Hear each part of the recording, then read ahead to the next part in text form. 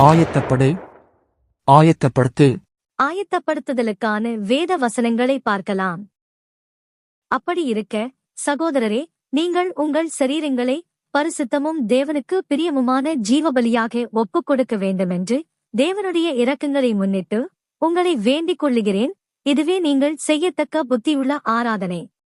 நீங்கள் இந்த பிரபஞ்சத்திற்கு ஒத்த வேஷந்தெரியாமல் தேவனுடைய நன்மையும் பிரியமும் பரிபூரணமுமான சித்தம் என்னதென்று பகுத்தறியத்தக்கதாக உங்கள் மனம் புதிதாகிறதுனாலே மறுரூபமாகுங்கள்.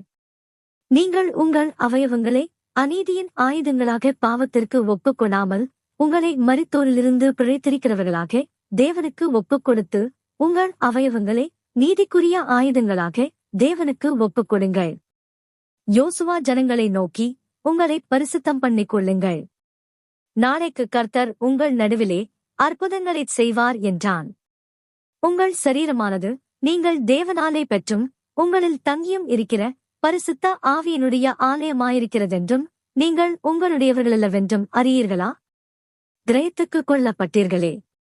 ஆகையால் தேவனுக்கு உடையவைகளாகிய உங்கள் சரீரத்தினாலும் உங்கள் ஆவியினாலும் தேவனை மகிமைப்படுத்துங்கள்.